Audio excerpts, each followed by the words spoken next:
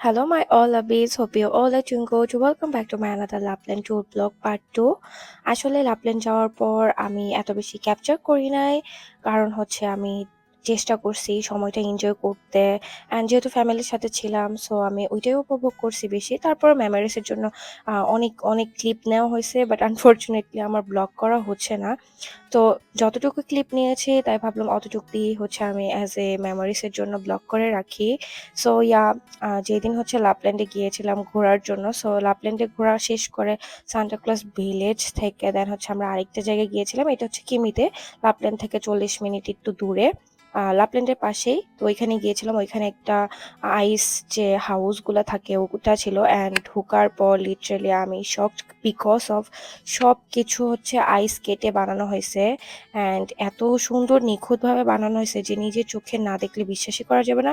আর এদিকে একটা স্লাইডার ছিল, এখানে সবাই স্লাইড করতেছিল। আমার হাজব্যান্ড, তারপর ফ্যামিলির যত মানুষ আছে সবাই অনেক এনজয় করতেছিলাম। সো এইদিকে হচ্ছে আমি ঠান্ডায় লিটারেলি পাগল হয়ে যেতেছিলাম, বিকজ আমার ঠান্ডা সমস্যা আছে, অ্যালার্জির সমস্যা আছে। সো আমার নাকটা পুরো ব্লক হয়ে গিয়েছিল। তারপর আমিও একটু স্লাইড করলাম। আর এইদিকে এই হাউসটা হচ্ছে আইস ব্রেকিং যে একটা হাউস, ওইটা বানায় রাখছে। এত সুন্দরভাবে নিখুঁতভাবে বানানো যে চোখ ফেরানো যাইতেছে না, এত সুন্দরভাবে বরফ কেটে দেন হচ্ছে বানাইছে। আসলে নিজের চোখে দেখা আর ক্যাপচার করা, ভিডিও করা, এটা না টোটালি ডিফারেন্ট। নিজের চোখে দেখে উপভোগ করার যে একটা আনন্দ, এটার 2% না কেন জানি ভিডিওর মধ্যে ক্যাপচার হয়ই না, যতই চেষ্টা করি। সো এরপর হচ্ছে ওইখান থেকে চলে গেলাম থার্ড ফ্লোরে।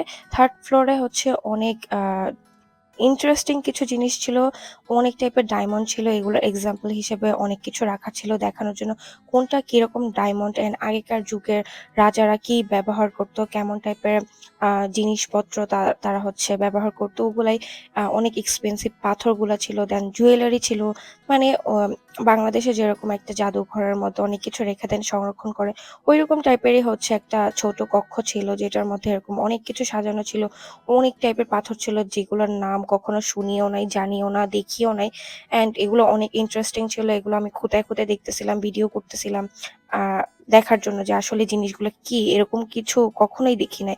ছোটবেলায় পড়েছিলাম বইয়ের মধ্যে যে যত ঘুরবা জগৎ, তত দেখবা, তত জানবা, তত বুঝবা।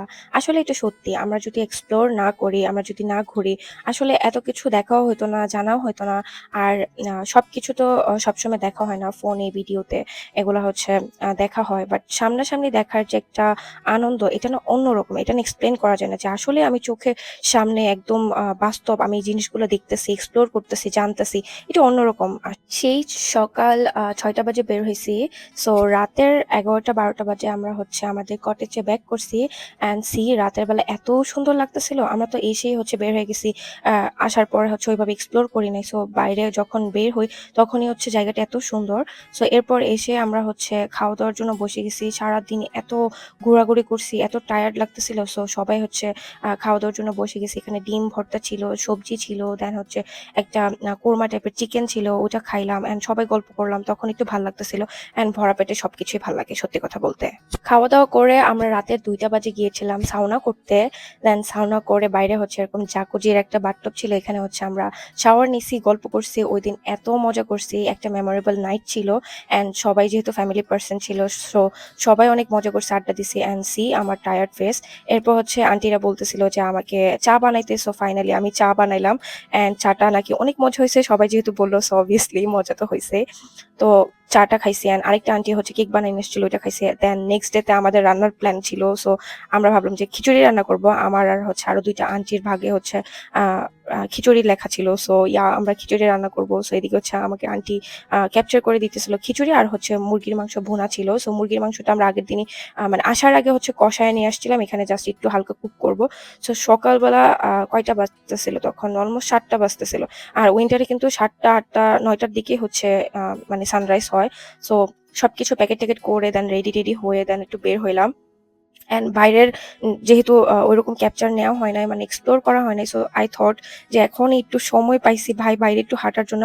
আর হ্যাঁ, আমি কিন্তু আ মানে বের হওয়ার আগে হচ্ছে ২ ঘন্টা ন্যাপ নিয়েছিলাম। জাস্ট ২ ঘন্টা। ওই যে লাপল্যান্ডে সকালবেলা বের হইছি ৬টা বাজে। এরপর আসার পর আমার কোনো ঘুম নাই। মানে আমি যে ট্যুরে আসছি আমার ঘুম কি জিনিস এটা আমি ভুলে গেছি। মানে ঘুম আসিনি, জাস্ট আমি এনজয় করছি সত্যি কথা বলতে। আমি ট্রাই করি যে পুরা একদম হচ্ছে ট্রিপটা আমি এনজয় করব। দেন আইসা হচ্ছে বাসায় গিয়ে আমি রিল্যাক্সে ঘুম আসবো। দেন আমরা সবাই হচ্ছে প্ল্যান করলাম যে আমরা একটু লেকের ওই পাশে যাই। আমাদের কটেজটার পাশে হচ্ছে অনেক বড় একটা লেক ছিল, বাট এটা ফ্রোজেন লেক ছিল। সো ওইটার সাথে সাথে হচ্ছে আমরা সানরাইজ দেখতে গেলাম সবাই মিলে। অ্যান্ড আমরা আসার পর মানে ফিনল্যান্ড আসার পর এত সুন্দর সানরাইজ কখনোই দেখা হয় নাই। সকালবেলা সচরাচর যেহেতু বের হয় না, এত সুন্দর একটা সানরাইজ দেখলাম, মার্শাল্লাহ কি বলবো। ফিনল্যান্ড নিয়ে যত যাই কিছু বলুক, ফিনল্যান্ডের নেচার এত সুন্দর, এত মারাত্মক সুন্দর, যেটা আমি ফোনের মধ্যে কখনোই ক্যাপচার করতে পারবো না যদি খালি চোখে দেখা না যায়। আসলে সকাল সকাল এরকম একটা ভিউ সাথে সানরাইজ এগুলো দেখলে অটোমেটিক স্ট্রেস ফ্রি হয়ে যায়, সারাদিনের ক্লান্তি শেষ হয়ে যায়, একদম রিল্যাক্স হয়ে যায়। সো এই ছিল আমার ছোটখাটো একটা মিনি ব্লগ।